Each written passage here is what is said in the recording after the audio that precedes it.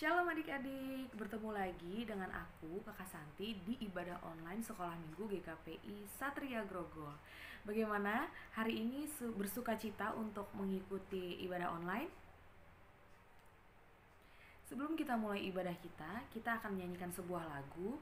Adik-adik, kita nyanyi bareng yuk.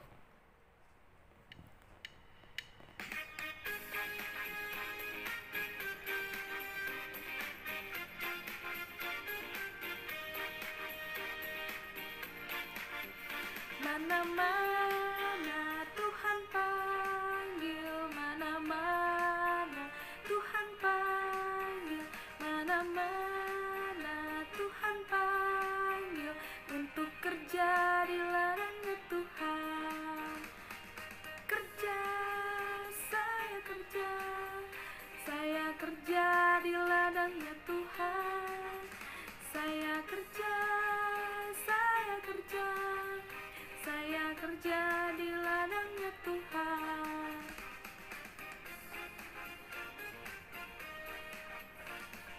Mana Tuhan panggil, mana-mana Tuhan panggil, mana-mana Tuhan panggil untuk kerja di ladangnya Tuhan. Saya kerja di ladangnya Tuhan. Saya kerja di ladangnya Tuhan.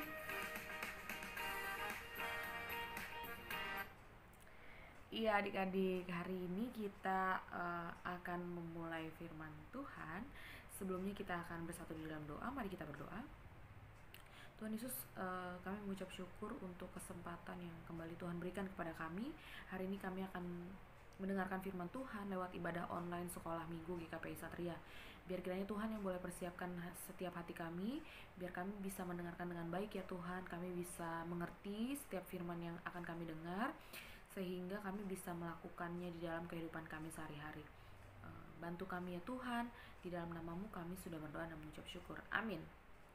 Nah adik-adik, hari ini kita akan mendengarkan firman Tuhan yang diambil dari Kejadian 30 ayat 37 sampai 43. Sekali lagi, Kejadian 30 ayat 37 sampai 43. Yuk kita baca bareng-bareng. Lalu Yakub mengambil dahan hijau dari pohon hawar, pohon badam, dan pohon berangan. Dikupasnyalah dahan-dahan itu sehingga berbelang-belang sampai yang putihnya kelihatan. Ia meletakkan dahan-dahan yang dikupasnya itu di dalam palungan, dalam tempat minum, kemana kambing domba itu datang minum, sehingga tepat di depan kambing domba itu. Adapun kambing domba itu suka berkelamin pada waktu datang minum. Jika kambing domba itu berkelamin dekat dahan-dahan itu, maka anaknya bercoreng-coreng, berbintik-bintik dan berbelang-belang. Kemudian Yakub memisahkan domba-domba itu, dihadapkannya kepala-kepala kambing domba itu kepada yang bercoreng-coreng dan kepada segala yang hitam di antara kambing domba Laban. Demikianlah ia beroleh kumpulan-kumpulan hewan baginya sendiri dan tidak ditempatkannya pada kambing domba Laban. Dan setiap kali apabila berkelamin kambing domba yang kuat, maka Yakub meletakkan dahan-dahan itu ke dalam palungan di depan mata kambing domba itu, supaya berkelamin dekat dahan-dahan itu. Tetapi apabila datang kambing domba yang lemah, ia tidak meletakkan dahan-dahan itu ke dalamnya. Jadi hewan yang lemah untuk Laban dan yang kuat untuk Yakub. Maka sangatlah bertambah-tambah harta Yakub, dan ia mempunyai banyak kambing domba, budak perempuan dan laki-laki, unta dan keledai. Nah adik-adik, waktu itu kondisinya Yakub sudah memperistri Rahel anak Laban. Nah setelah beberapa tahun mereka tinggal bersama Laban, Yakub berpikir untuk membangun rumah tangganya sendiri. Dia pengen punya rumah sendiri, dia pengen punya kerjaan sendiri, dia pengen punya usaha sendiri. Sampai akhirnya dia mendatangi Laban, lalu dia menyampaikan keinginannya itu. Saya mau punya rumah tangga sendiri, saya ingin membangun rumah tangga saya sendiri, kata dia gitu. Boleh nggak saya meminta upah yang selama ini saya hasilkan selama saya bekerja di rumah kamu, kayak gitu. Itu yang disampaikan Yakub kepada Laban. Lalu Laban menjawab, oh boleh, silahkan. Emangnya berapa upah yang kamu inginkan dari saya, kayak gitu. Tapi waktu itu Yakub menjawab, uh, oh berikan aja kambing-kambing yang uh, ada padamu kepada saya, kata dia gitu. Dia bilang, nanti kambing-kambing yang berbintik-bintik atau berbelang-belang itu kasih ke saya, kata dia gitu. Nah pada akhirnya Laban menyetujui persyaratan yang datang dari Yakub itu gitu. Sampai akhirnya, oh iya nggak apa-apa, kata Laban, silakan aja diambil. Terus kata Yakub, berikan saya waktu beberapa hari sampai akhirnya nanti kita bisa melihat berapa kambing untuk saya dan berapa kambing yang untuk kamu gitu, sesuai dengan syarat yang tadi dia buat. Nah adik-adik, sampai akhirnya Laban memberikan waktu 3 hari untuk Yakub menggembalakan kambing-kambingnya dan untuk melihat kira-kira berapa nih jatahnya Yakub sebagai upah dia gitu. Nah Yakub yang mempunyai waktu 3 hari, dia berpikir adik-adik. Dia berpikir, dia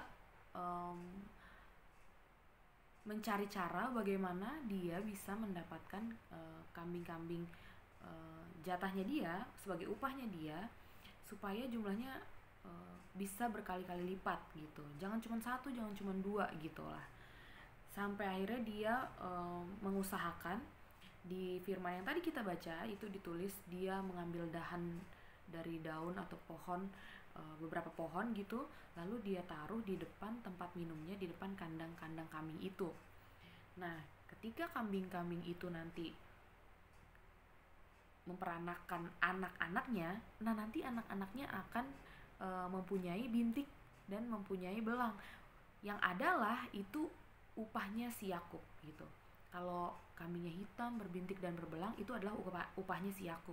Tapi kalau tidak, berarti itu diberikan kepada Laban, seperti itu.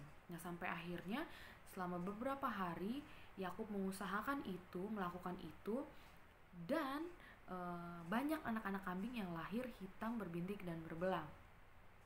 Dari situlah Yakub menghasilkan upahnya, menghasilkan hasil pekerjaannya, dan diambil untuknya sendiri sebagai modal untuk dia membangun rumah tangganya, seperti itu adik-adik. Jadi kata Yakub, kau harus Laban bisa memperhatikan kalau Yakub ini tidak mencuri, dia tidak mengambil apapun dari Laban, dia mengusahakannya. Dia melakukan sesuatu, mencari cara supaya penghasilannya atau upahnya itu berkali-kali lipat dari yang diberikan, seperti itu. Dan Laban mengiyakan juga gitu, karena dia tidak mengambil apa yang sudah ada, tapi dia mengusahakan adik-adik, seperti itu. Jadi Laban menyetujui sampai akhirnya kambing-kambing yang hitam, berbintik, berbelang itu diberikan untuk Yakub. Nah adik-adik, dari Yakub kita belajar bahwa Tuhan itu memberikan kita otak, pikiran, akal budi gitu ya, untuk kita bisa memikirkan cara, untuk kita bisa memikirkan jalan keluar kalau kita lagi ada masalah gitu ya, supaya kita tuh bisa mengusahakan apa yang terbaik gitu loh. Jadi kita tidak boleh mencuri, kita tidak boleh berbohong, tapi kita juga dikaruniai pemikiran untuk kita bisa berpikir, oh kalau ada masalah ini aku harus ngapain, kayak gitu. Kalau lagi butuh ini aku harus apa ya gitu, tanpa harus melakukan hal-hal negatif, tanpa kita harus mencuri, tanpa kita harus berbohong, tanpa kita harus mencontek gitu. Karena kita dikasih akal pikiran sama Tuhan yang bisa kita gunakan untuk mencari cara jalan terbaik, seperti itu ya adik-adik. Nah adik-adik, ini ada ayat hafalan yang ditulis di dalam Amsal 3 ayat 13-14.